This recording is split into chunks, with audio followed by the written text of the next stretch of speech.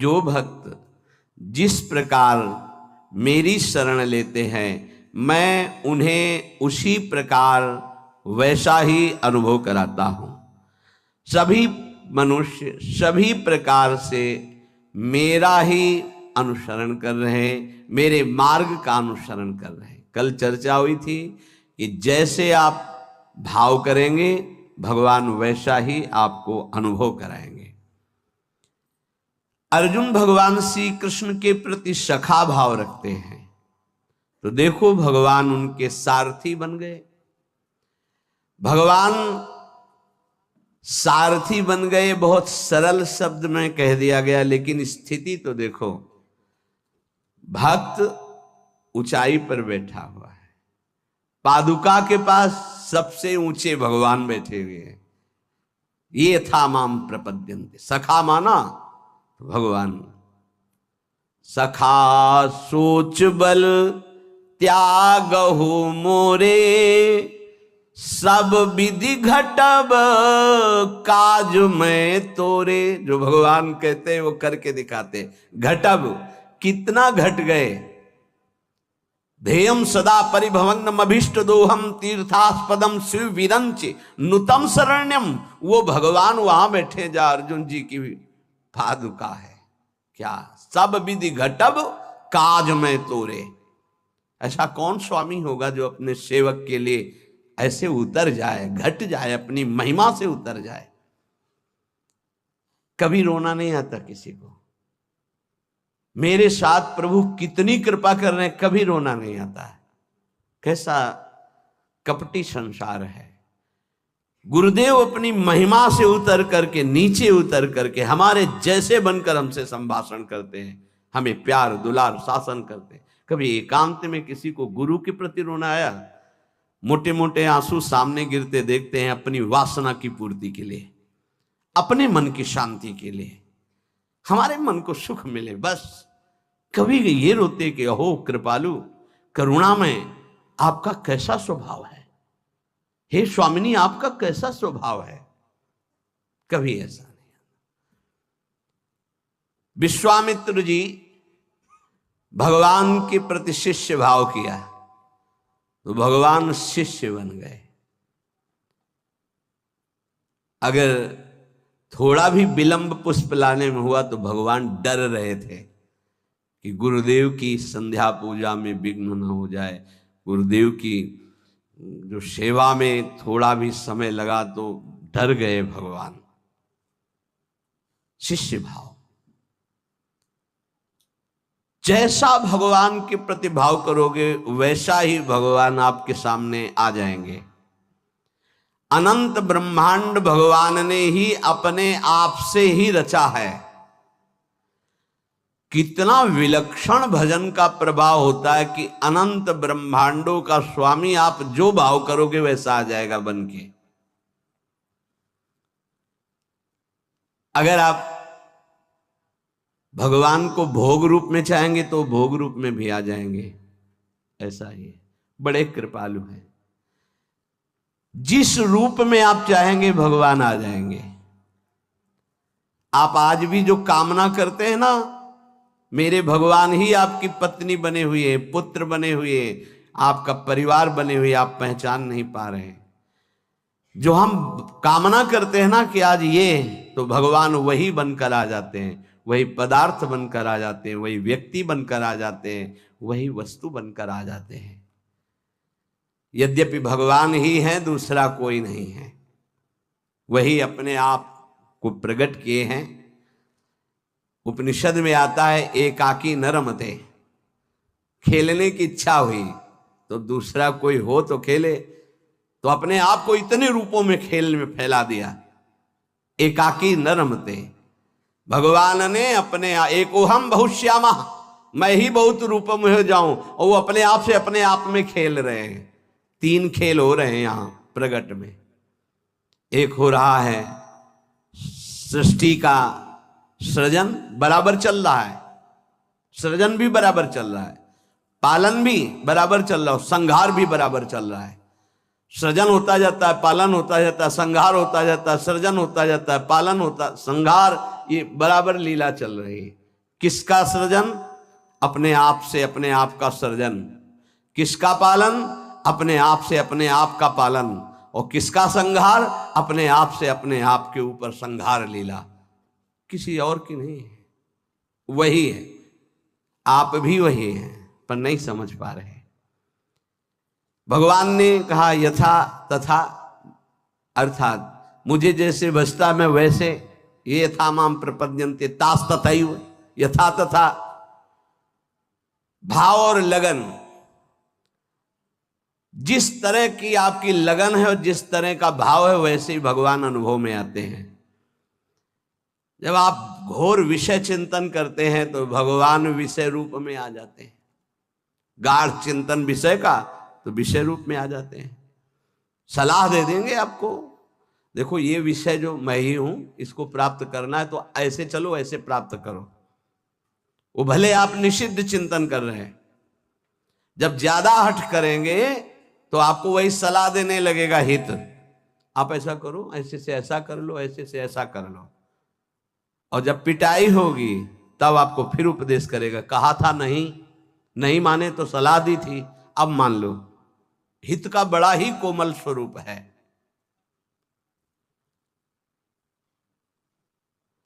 यदि आप भाव से लगन से प्रभु की तरफ चलें तो उधर से प्रभु चल पड़ते हैं। और आपकी चाल और प्रभु की चाल में बड़ा अंतर है। त्रिभुवन में सबसे तेज गति चलने वाला मन है, वायु से भी अत्यंत वेगवान मन है। जैसे वायु यहां से बंबई उसको जाने में कुछ समय लगेगा, लेकिन मन को अगर आप बंबई गए हैं, पहुंच गया।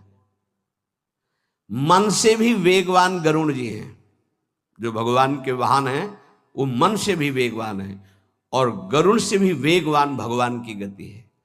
जब उपासक भाव और लगन से चलता है तो बहुत जल्दी भगवत प्राप्ति क्यों हो जाती है? बोले दरिया दूषण दास में नहीं राम में दोष। भगवत प्राप्ति में दोष आपका है जो आप देरी कर रहे हैं, भगवान की तरफ से नहीं।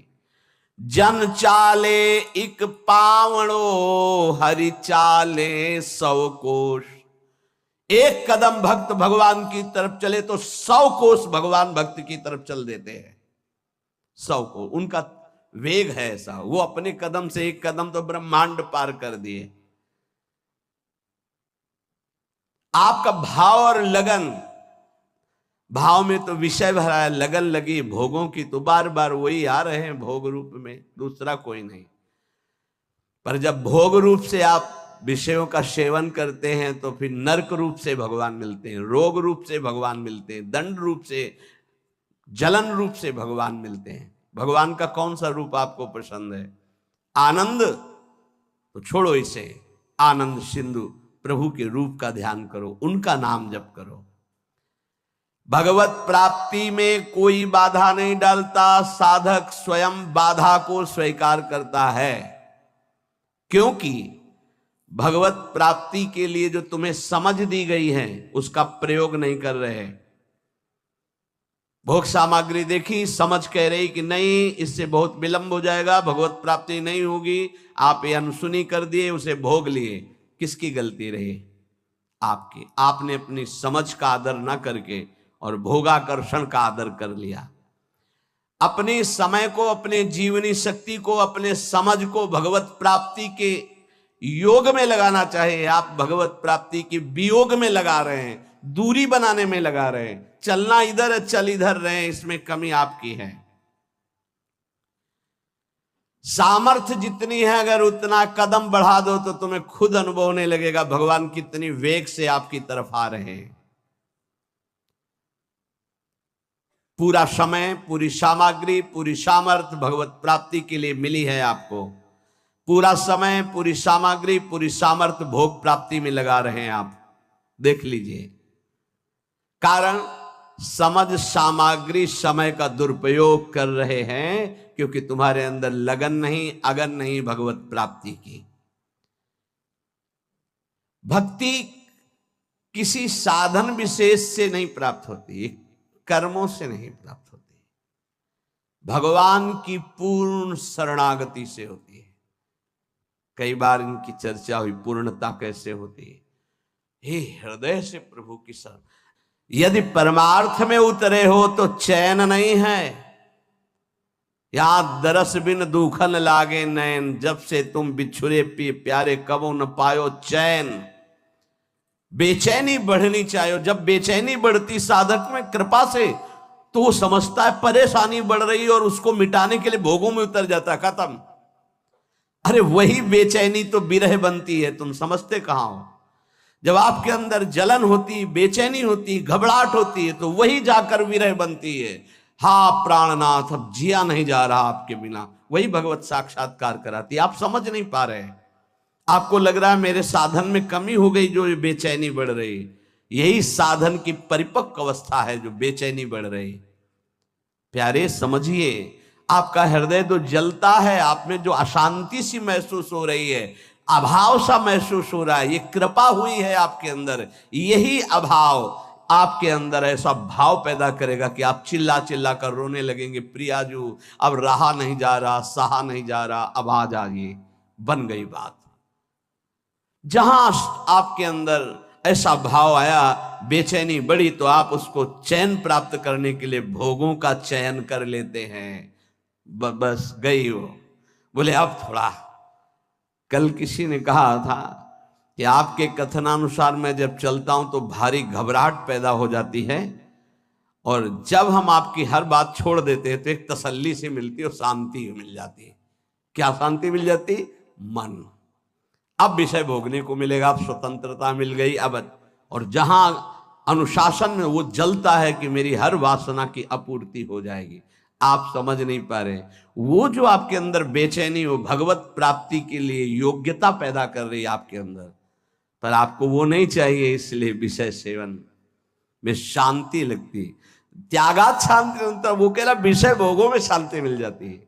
यही बुद्धि की बात है, बहुत खराब बुद्धि हो चुकी।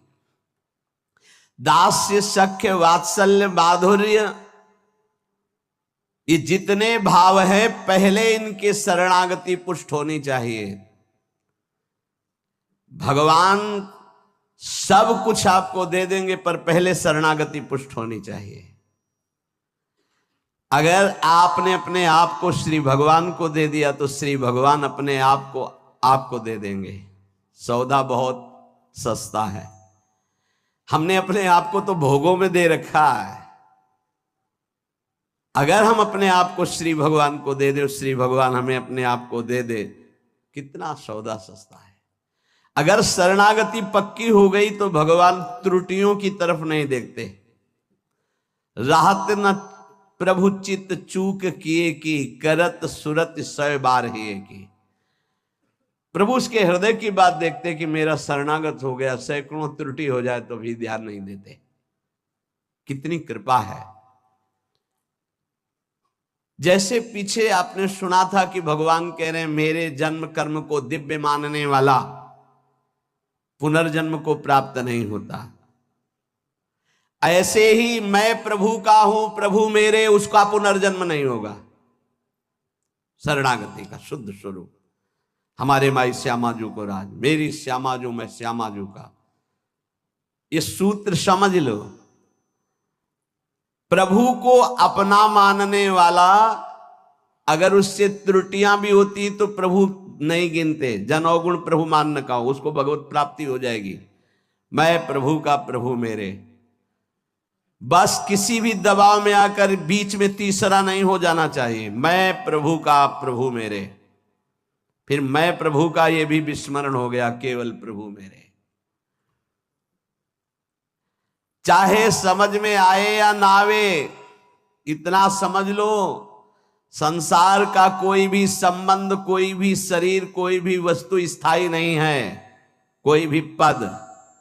लेकिन ये बात सदा तुम्हारे अंदर स्थायी बनी रहेगी, मैं प्रभु का, प्रभु मेरे। अगर आ गई है, शरीर छूटा किसी भयानक अपराध से, अगर फिर जन्म हुआ तो ये बना रहेगा, मैं प्रभु का, प्रभु मेरे। और ये आपको परम पद प्राप्ति करा देगा। अवश्य अवश्य भगवत प्राप्ति हो जाएगी। तो अगर भगवान से कोई दुश्मनी कर ले तो उसे भगवत प्राप्ति हो जाएगी, द्वेष कर ले तो भगवत प्राप्ति हो जाएगी, क्योंकि प्रभु से ही तो जुड़ा है वो। भगवान को गाली दे, अपमान करे, नास्तिकता, बिल्कुल भगवान से बैर माने, उसे भगवत प्राप्ति हो जाएगी। यहां की जैसा कहा कि जैसे भक्त भजता है मैं वैसे भजता हूं, तो वो वैर से भजेगा तो वैर से ही सही, पर भगवत प्राप्ति तो हो जाएगी ना। बोले नहीं, भगवान ने एक शब्द कहा है, ये यथा माम प्रपद्यन्ते, प्रपद्यन्ते माने शरणागति, शरण में, मेरी शरण में होकर जैसा भाव करता मैं ऐसा अनुभव कराता हूं। तो वो जो भगवान की निंदा करता भगवान की शरण में थोड़ी है, उसको तो नरक की प्राप्ति होगी। बोले शिशुपाल ने भी तो निंदा की थी, तो रात दिन भगवदाकार वृत्ति रहती थी उसकी, उसे उठते बैठते चलते फिरते कृष्ण ही नजर आते थे। कंस ने भी तो द्वेष किया, तो उसको दाल में जीरा भी कृष्ण ही नजर आते थे, जिधर दृष्टि डालता कृष्णाकार वृत्ति थी उसकी। ये छोटे मोटे बैर वालों को यमराज ठीक कर देते हैं, उनको भगवान को नहीं अवतार लेना पड़ता। ये जैसे ना कि भगवान की निंदा कर रहे हैं, भगवान की अवहेलना कर रहे हैं, नास्तिकता कर रहे हैं, इनके लिए शासन विभाग है यमराज, वो अच्छी धुलाई करके। देखो यहाँ चाहे जितना आप अपने को बलवान समझें, कंबल डाल के कुटाई होती जेल में। एक हमें मिले थे जेल में, तो उन्होंने कहा था कि वो जो पुराने कैदी हो जाते हैं वो वहाँ के शासक की तरह हो जाते हैं। तो जैसे कोई ज्यादा उद्दंडता करता है ना, तो फिर कंबल उड़ा के और फिर उनकी पिटाई होती है। तो यहाँ तो कंबल उड़ा के होती, वहाँ तो बहुत ही दुर्दशा होती, क्योंकि इस शरीर का तो वहाँ महत्व है नहीं पांच भौतिक। वहाँ एक नया शरीर मिलता है जिसका नाम यातना देह, वो मरता नहीं है, उसमें केवल दंड भोगना होता है। तो कह रहे हैं ऐसे लोगों के लिए तो यमराज ही काफी हैं। ये तो उनके लिए जिनकी हर समय कृष्णाकार वृत्ति में द्वेष हुआ है।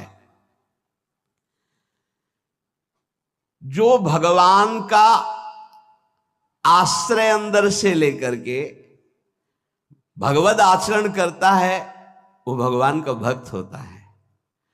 और भगवान प्राणी मात्र के परम सुहृद हैं। जो भगवान से वैर द्वेष रखा, उन्होंने केवल भगवान से ही रखा। शिशुपाल ने कभी और किसी को गालियां नहीं दी, केवल भगवान को दी। और गालियां भी कैसी देता था, कोई गंदी बात थोड़ी कहता था। ये कृष्ण ये ऐसा क्यों बोल रहा है? क्योंकि भगवान ने इसे आदेश किया है कि हमसे द्वेष करो। कौन है ये? जय विजय हैं, 3 जन्म के लिए सनकादिक। तो रावण, कुंभकर्ण, शिशुपाल, दंतवक्, हिरण्यकश्यप, हिरणाक्ष, ये भगवत पार्षद है। भगवान के सिवा इनके चित्त में कुछ है ही नहीं। अब भगवान ने आदेश किया हमसे द्वेष की लीला करो, तो अंतिम समय तक कहां राम रन हतोपचारी वो बोल के पधारे, और ये अंतिम समय तक सभा में बसे। ये कृष्ण, ये ग्वाला। भगवान सबको कहते चुप रहो, बोलने दो, बोलने दो, बोलने दो। जब पूरा समय आ गया तो सुदर्शन चक्र से मुक्त कर दिया।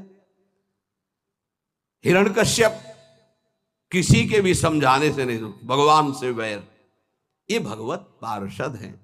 अगर अपने लोग सोचे तो इतनी क्षमता हमारे वैर में नहीं है कि हम भगवान में तन्मय हो जाए। उसके ठीक करने के लिए बहुत से शासक है। ये शनि, राहु, केतु, मंगल ग्रह, नक्षत्र, ये सब जानते हो, शासन विभाग है।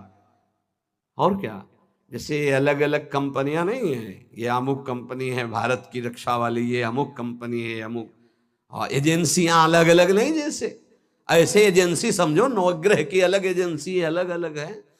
मार तुम्हारी सब सुख सुविधाओं को भस्म कर देंगे, जीवन तुम्हारा क्लेश और अशांतिमय हो जाएगा। वैर द्वेष भगवान का तो कभी कुछ बिगाड़ नहीं सकेगा, तुम्हारा सर्वनाश कर देगा। ये रावण, कुंभकर्ण, शिशुपाल, दंतवक्, हिरण्यकश्यप, हिरणाक्ष, ये कोई साधारण नहीं, भगवान के पार्षद हैं। इनकी नकल नहीं कर सकता कोई कि हम भगवान से वैर करके परम पद प्राप्त कर लेंगे। भगवान की सुहृदता, शरणागति से रसास्वादन जो होता है, वो और किसी भाव से नहीं होता। पर अगर कोई कर ले, कामाद द्वेषाद भयात स्नेहाद यथा भक्तेश्वरे मनः आवेश तदघम हित्वा बहवस तद गतिम गताहा। काम से भगवान का चिंतन करना, कितने सुंदर भगवान है। कभी ऐसा होगा इनकी अजान बाहु हमें अपने गले लगाएंगे, कितनी सुंदर कपोल है, कितनी सुंदर इनकी अलकावली, कितने सुंदर नेत्र हैं। ये इतने सुंदर हैं कि दंडकारण्य के अस्थिमात्र हो रहे शरीरा जो ऋषि थे, उनके हृदय में भी श्रृंगार रस जग गया। पुरुषोत्तम भगवान श्री रघुनाथ जी को देखकर जब वनवास में थे, वैसा लगा कि प्रभु मुझे आलिंगन करें। भगवान दृष्टि में कहा कि इस समय मर्यादा पुरुषोत्तम अवतार है। उस श्रृंगार रस में भर गए थे सब ऋषि, भगवान की उस सुकोमल भुजा देख करके, वो सौंदर्य रूप देख कहा कृष्णावतार, कृष्णावतार। वो सब गोपी बने आके। जब सियाजू का ब्याह श्री राम जी से हुआ तो मिथिला की जितनी सखियां थी सब सिया जी के सौभाग्य की सराहना कर रही थी। ऐसे दूल्हा, वैसे ही सुंदर दूल्हा रूप महाराज, जिधर दृष्टि जाए वह उधर ही सबको चित्त को चुरा ले। तो सियाजू की सब सखियां कोई बोल तो पाई नहीं, पर सबके मन में था कि क्या कभी ये हमें अपने हृदय से लगाएंगे ऐसे, क्या कभी हम इनका साथ प्राप्त कर पाएंगे। जो सियाजू को सौभाग्य मिल रहा है मैं इनकी सखी हूं, क्या। तो राम जी दृष्टि से देख के इशारा करते कि इस समय मर्यादा पुरुषोत्तम अवतार है, एक हमारा अवतार होगा द्वापर में लीला पुरुषोत्तम प्रेम में। आओ सबको निमंत्रण दे, आओ वहां आपके हर चाह पूरी होगी। दृष्टि से देखना, मंद मुस्कुरा देना, बाहु प्रसार परिरम, आओ आलिंगन ही नहीं परिरमन, गाढ़ आलिंगन, नृत्य, उच्छिष्ट का पान करना, अधरामृत का पान करना है।